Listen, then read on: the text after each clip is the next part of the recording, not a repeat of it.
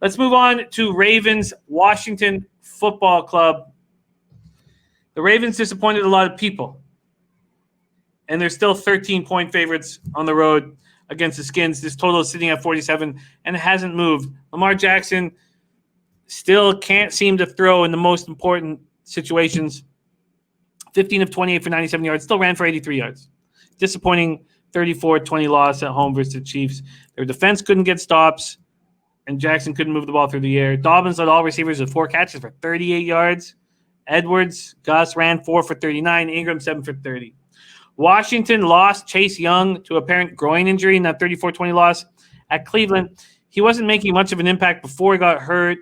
Maybe he was already a little bit hurt. Haskins throws 2 TD passes to Inman, but 2 picks before halftime. He ends up 21 of 37 for 224 yards, 2 TDs, 3 picks. McLaren goes 4 receptions for 83 yards. Antonio Gibson 9 times for 49 yards on the ground. And Inman hurt his wrist in the fourth quarter. We are unsure how bad that is. And it was just an ugly performance by the Skins and an ugly performance by the Ravens. What do you do with this 13-point spread, Bebsy? What do you do? I mean, it's a big spread, but what do the Ravens do against bad teams? They smash bad teams. That's the big difference, is they kind of fold against bigger, better talent. I mean, obviously, it's going to be harder games, but they seem to go off on bad teams. Like, you saw what they did week 1 against Cleveland. They just bowled them over. They destroyed them. But when they play a team that matches them, they got away from their game plan super quick. Like, their game plan should have been, run the ball down the Chiefs' throat, but they got away from that early. So this kind of feels like the Ravens just should go off in this game. Like, get it all out. They're mad. They lost a big game. They're going to bounce back. All that Washington team has is a front seven. That's it. They don't have much of a secondary. They don't have much of an offense at all. It's got to be the Ravens come out firing. If anything, I think a play here might be a first half total for Baltimore. Interesting. Well, let me see what I can pull up for you. We got 3-way totals. The first half total for Baltimore right now is 14.5.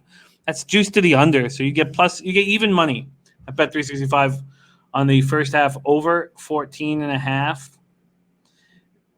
Let me see what I can get in some other spots. First half line is 6.5 for the Ravens. First quarter is -3 at -120 for the Ravens.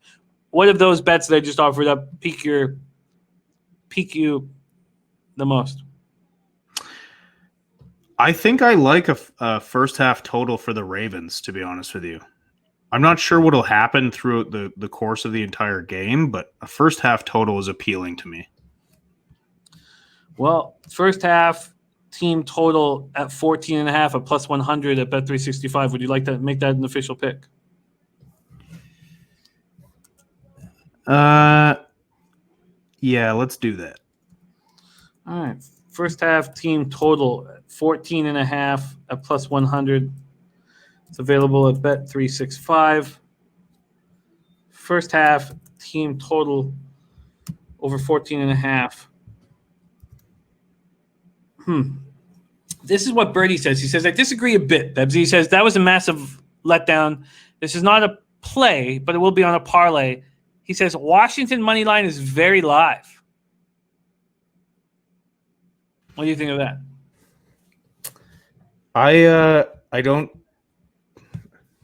I respect Birdie, and I saw his card before, and I wish I had the stones Birdie did, but does. And I like that take. I don't think he's wrong. It's hard to argue with him there. So if you like that take, do you think that the deflated Ravens defense could allow scores? Washington could put some points on the board here? I think the over is in play. Over is in play. 47. Interesting. This is one of the games where there's been no moves. Look, if this Ravens team goes off, they could get to close to 40 themselves, or they could get 40. This is an angry squad. First quarter, first half is something that I find appealing. The issue is if they cover first quarter, first half, they're probably just going to go ahead and demolish. And Bertie, can you explain yourself a little more? Because you thought it was a letdown spot sort of I wouldn't say letdown spot for the Ravens, but they were set up to fail a little bit because they looked so good in their first two games. And then they played this Chiefs team that was clearly looking ahead when they played the Chargers. Now we have a Ravens team embarrassed. We have their star quarterback destroyed in the press. See, I don't think it was a letdown game for the Ravens either. I didn't bet it, but I said I leaned Chiefs. I still think the Chiefs are a better football team than the Ravens. The Ravens hype train got going too much. We talked about how much people think they know about teams after 2 weeks, when the truth is we're still figuring a lot of them out. Obviously, those two teams we know a lot about. We know the Ravens. There hasn't been much change. If anything, they got better. But so did the Chiefs. The Chiefs didn't lose anybody, and they added Clyde Edwards-Helaire. I found it strange that it was a favor for the Ravens. That has to be just because of the home field advantage. But again, home field advantage isn't the same this year.